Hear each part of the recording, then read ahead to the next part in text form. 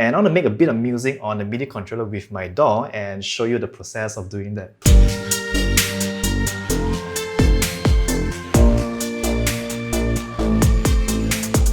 If you're a beginner in music production, this is one MIDI controller that you might want to consider because it costs less than $100.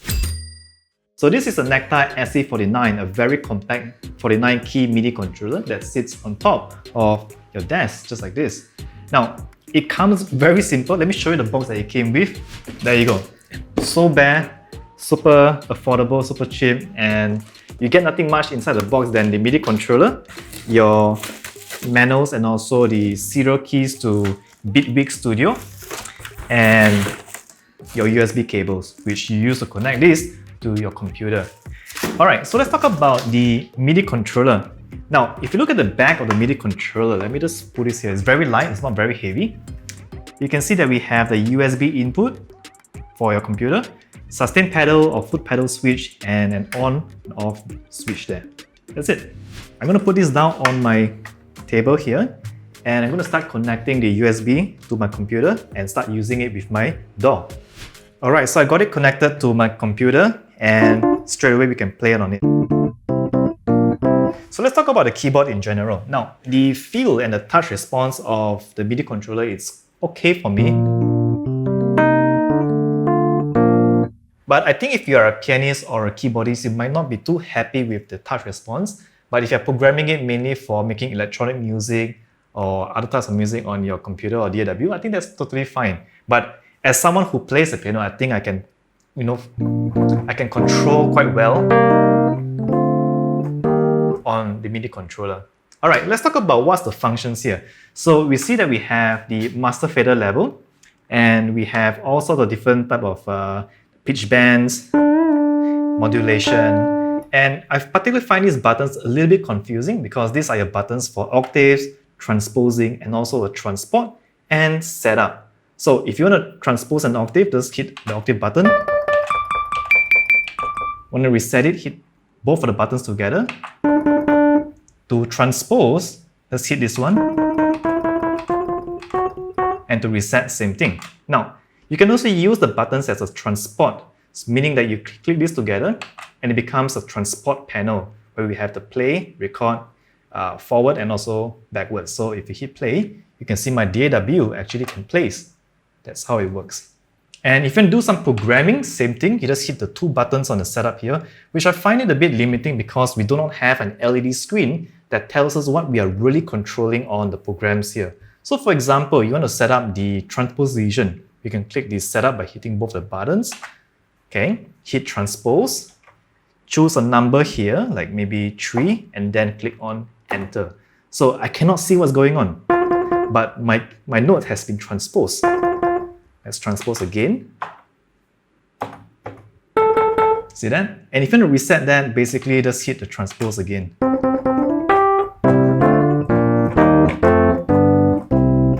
Alright, so that's basically just about the Nektar SE49. It's a very simple MIDI controller, and I want to make a bit of music on the MIDI controller with my DAW and show you the process of doing that. Let's get into that. Okay, so let's make some music with the Nektar SE49 because at the end of the day, a MIDI controller is used to make music and we want to make music with it. So I'm going to create something really simple, and I've preloaded a few instruments here to play the SE49 on to demonstrate to you the MIDI controller, which is really affordable. Alright, so first off we have Scarby Mark 1 for my first track. This is an instrument by Native Instruments. And I've used phases to give it some of phasing kind of like sound here. Sounds good. And I can control the velocities with the MIDI controller. Playing it loud, playing it soft. Alright. And on the second track I'm sort of cheating with this because I'm using Serum, and on top of that I'm using a sample pack by this group of company called Rocket Powered. I've placed down a link to their free samples. You can collect their free sample pack and put it up, load it up inside your Serum instrument and play away. So this is an arpeggiator by the sample pack. It goes like that, all by yourself. I mean, I can play the arpeggiators by myself manually if I just go to Matrix and turn that off, bypass it. I can actually play this on a MIDI controller. Like,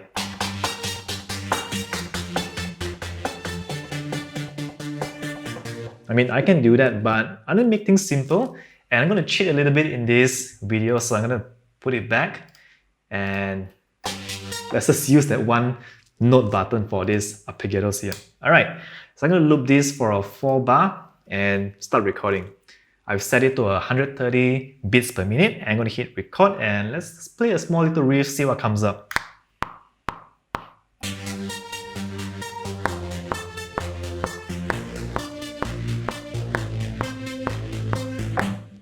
Let's quantize that.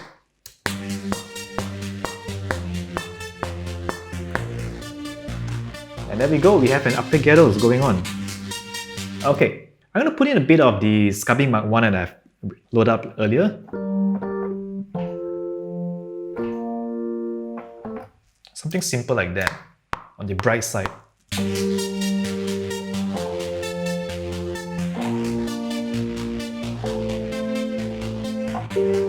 Let's quantize that as well.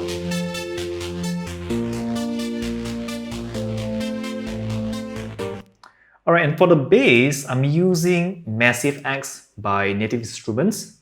And I'm just using a preset right here, Art Duo preset. I'm not changed much of the sound, just playing around with the sawtooth waveforms there. Let's just do something simple with the bass, just to accompany this track. Okay, let's try something.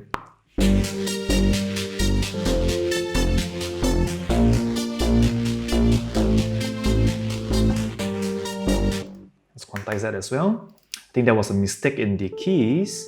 Alright, let's hear that right now. There's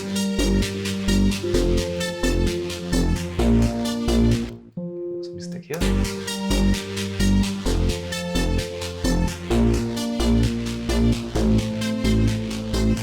Yeah, nothing too impressive here, but we got something. Now, for the drums, I'm using Battery by Native Instruments, and I just placed down again a factory preset using this thing called Mushroom Kit. Okay, we're gonna do sort of like a trap-like drum, very simple. Alright, let's go and try something, see what happens here.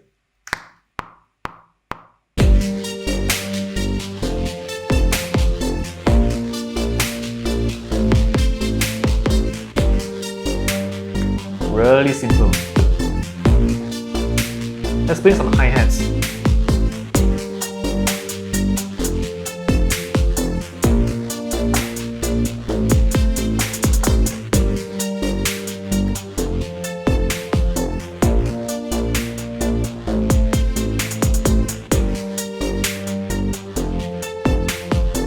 I mean, I'm quite sure I can improve that drums there, but this is a good start. Yeah, sounds good. Now, for the last track I have here is a pad, and I'm using Serum again. Again, I'm using the sample pack by Rocket Powered Sound. Again, link in the description, so you can go get some free samples of them for your Serum instrument. Alright, again, this is just a preset, so I'm not done much here, not changed some of the sounds. Let's go up an octave and use that octave button there. A little bit higher. Alright, maybe something like here. Okay. And one thing I found in particular is, without the LED screen telling me the octave I'm on, I'm only relying on the color of the LEDs here, which can be a bit misleading. But anyway, I'm using my ears to listen to the octave, so I think that's fine. Alright, let's do something simple here. There's a top kind of like layer there.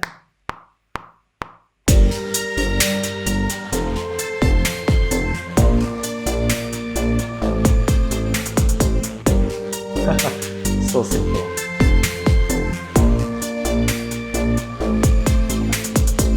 Okay, so there we go. A quick, simple track, and I've done that quick arrangement using the Nektar SE49. Now, one thing I like about the keyboard, the MIDI controller here, is that it's quite compact and it fits just on my desktop like this. I can do a lot on my computer without it getting in the way.